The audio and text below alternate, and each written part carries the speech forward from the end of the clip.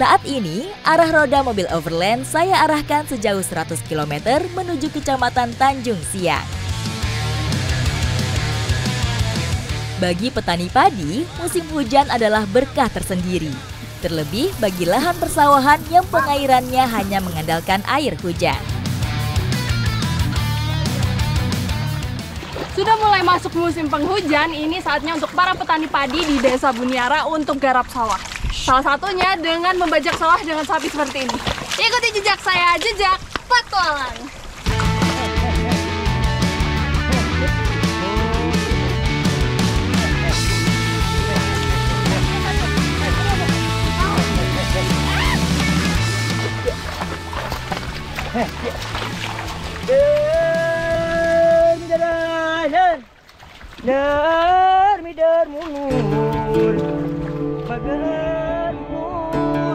Saat membajak sawah, petani menghibur diri dengan bersenandung yang disebut dengan mider. Tembang ini dilantunkan sebagai salah satu bentuk perintah untuk sapi selama proses membajak sawah. Nah, selain untuk membalikan tunggul padi, nah, membajak sawah pakai wuluku ini juga untuk menggemburkan tanah. Jadi, salah satu persiapan untuk menanam padi. Nih, kita harus keliling satu petak nih. Meski masih dikerjakan secara tradisional, tapi membajak sawah dengan hewan ternak justru banyak kelebihannya. Petani bisa mengukur secara tepat seberapa dalam tanah yang sedang dibajak.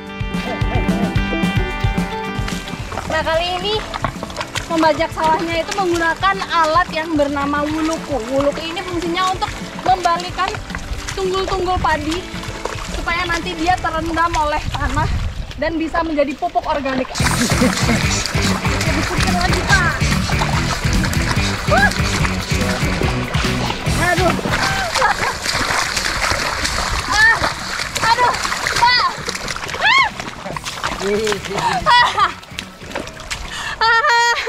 Jadi lumpur semua. Aduh. Wah. Mandi lumpur. Saat sawah dibajak, biasanya petani akan mendapati banyak belut karena rusaknya sarang mereka. Itu tandanya kita bisa menangkapnya dengan tangan kosong. Tuh. Iya, cepet banget kaburnya. Wih, licin dia.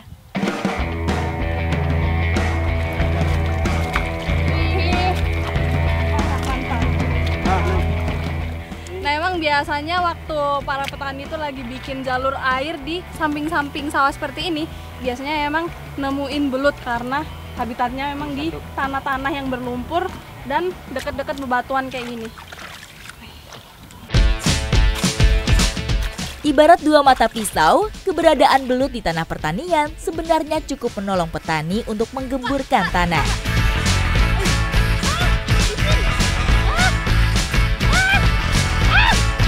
Kemampuannya membuat lubang menjadikan lahan pertanian menjadi lebih lunak, sehingga mengandung kadar oksigen yang lebih baik untuk tanaman padi. Kalau ada belut kadang juga merugikan para petani karena lubang-lubang kayak gini nih yang bikin air bisa bocor. Jadi sini sekalian macul mau ngambilin belut sama nutupin lubang-lubang supaya nggak bocor lagi.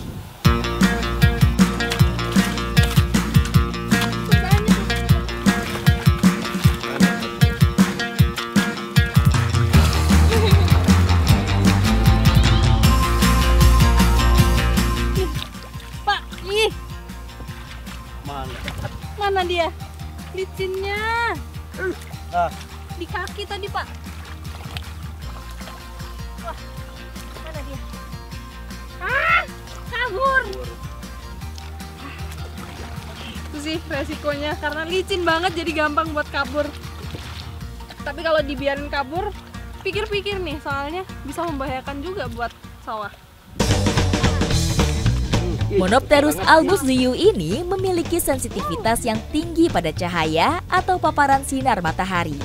Sehingga ikan tak bersirip ini tidak terlalu aktif beraktivitas pada siang hari dan membuat saya lebih mudah untuk mendapatkannya.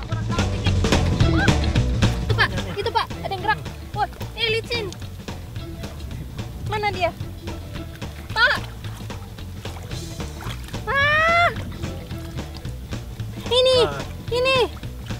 Ih, cepet dia kaburnya.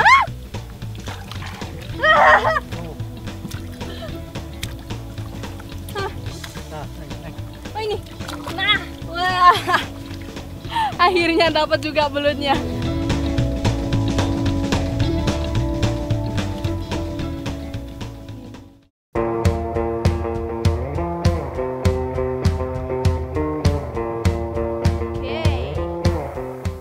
Belutnya udah bersih nih, sekarang mau saya olah menjadi sambal goreng belut. Ini ala-ala camping aja soalnya, bahannya juga seadanya.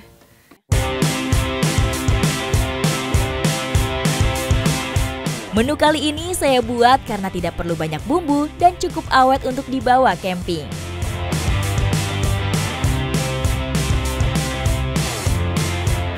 Nah, setelah diperesin jeruk, ini sekarang langsung dikasih garam lalu didiamkan selama 15 menit supaya kemarinasi sampai ke dalam daging. Dan juga untuk menghilangkan bau amisnya. Udah bau jeruk. Komposisi gizi belut tidak kalah jika dibandingkan dengan sumber protein hewani lainnya. Belut memiliki kandungan protein, lemak, mineral, dan vitamin A yang tinggi. Omega 3 yang tinggi juga terdapat di dalamnya. Sambal merupakan tradisi pribumi khas Pulau Jawa untuk membuat kondimen atau penyedap makanan. Kata sambal berasal dari bahasa Jawa kuno yang artinya dihancurkan atau dilumatkan. Ini aroma dari sambalnya apalagi dicampur sama belut makin kuat nih. Udah bikin perut kerucuk-kerucuk.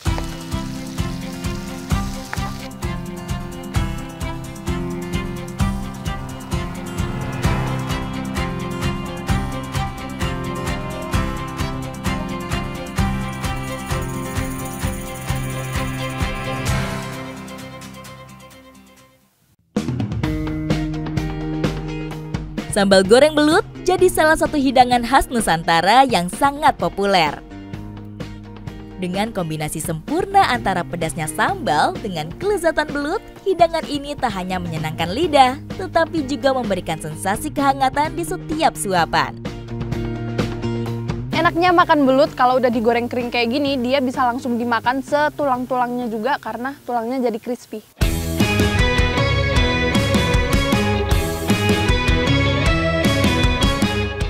Nah, karena perut sudah terisi, saya jadi semangat lagi untuk melanjutkan petualangan saya. Ikuti jejak saya, jejak petualang.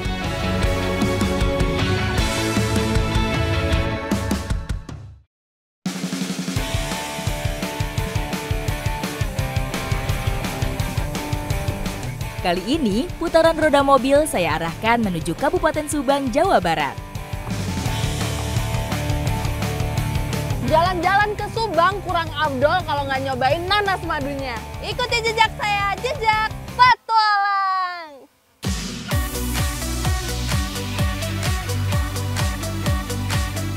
Subang, sebuah kota yang dikenal dengan keindahan alamnya, menjadi tempat yang subur untuk budidaya nanas madu. Dari belasan kecamatan yang memiliki kebun tanaman tropis ini, Jalan Cagak disebut menjadi yang terluas. Pak, weh, ini yang mateng ya. Nah, ini dia ciri khasnya nanas madu, dia itu kayak lebih menggembung, jadi bulat banget ini. Untuk mendapatkan buah bersisik ini tidak mudah. Saya harus siap bertarung dengan daunnya yang berbentuk pedang dan berduri. Nah, buat panennya itu sebenarnya cukup mudah. Nah, dari mahkotanya ditarik, terus langsung dipotong nih mahkotanya. Oh, saya nggak bisa sekali. Susah. Kelihatannya aja yang gampang ya. Coba sekali lagi. Bisa nih, bisa. Nah, baru deh. Langsung masukin keranjang ya. Nanas yang siap panen ditandai dengan mahkotanya yang terbuka. Memiliki buah berbentuk bulat, dengan mata buahnya cenderung lebih mendatar.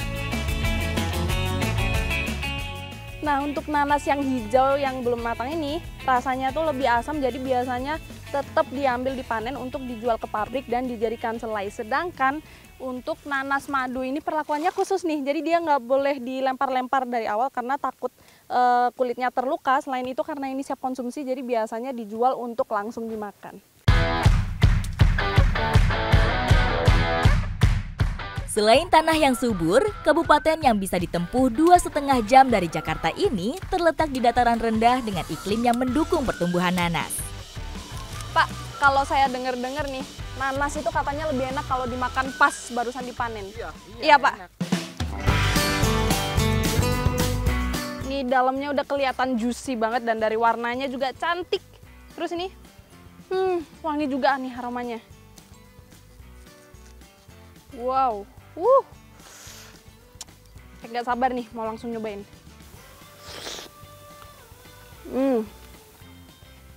Antara rasa manis dan asamnya itu balance banget, jadi rasanya seger, apalagi dia sangat berair. Makanya nggak heran ini dinamain nanas madu.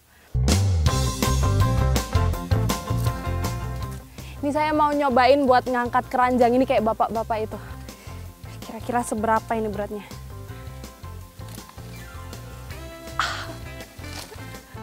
Belum sampai pundak udah nggak kuat.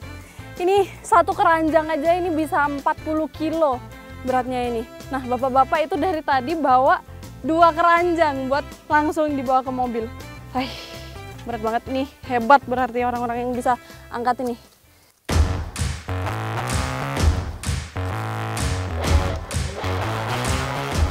Semangat Pak, yuk.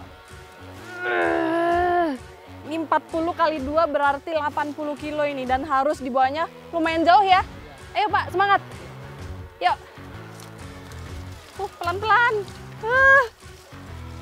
Ngelihatnya udah ngilu.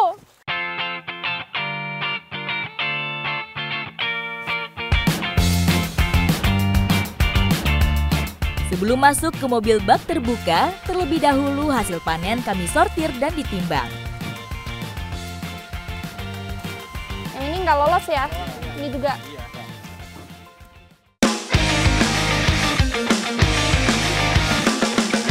Buah nanas yang masuk kategori matang dipasok ke pusat oleh-oleh nanas madu. Tempat perburuan pelancong ini berada di sepanjang jalur Jalan Cagak menuju Bandung ataupun dari arah sebaliknya. Sisanya dikirim ke beberapa pabrik pengolahan nanas di sekitar Jawa Barat.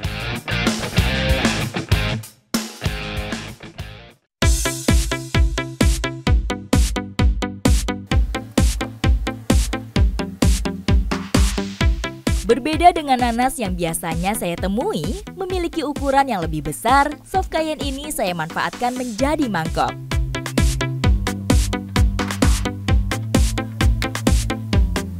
Memanfaatkan gula pasir sebagai pemanis, tak lupa saya pun menambahkan kombinasi herbal, yaitu cengkeh dan kayu manis.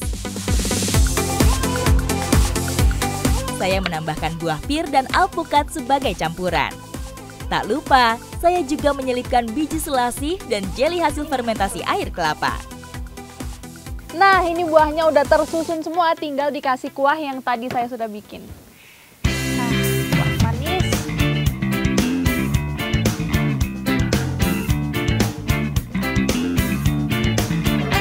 Tara, buahnya udah jadi. Nah, pas lemes-lemes kayak gini cocok banget buat makan yang manis-manis.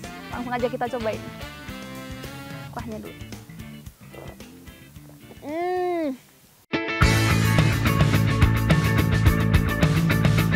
Suasana yang syahdu menyempurnakan camping saya yang ditemani semangkuk sop buah. Untuk membuat sup buah, ini memang buah yang digunakan sengaja yang memang banyak airnya supaya menghidrasi kembali tubuh setelah seharian berkegiatan. Jadi nggak lemes lagi tubuhnya. Ikuti jejak saya, jejak petualang.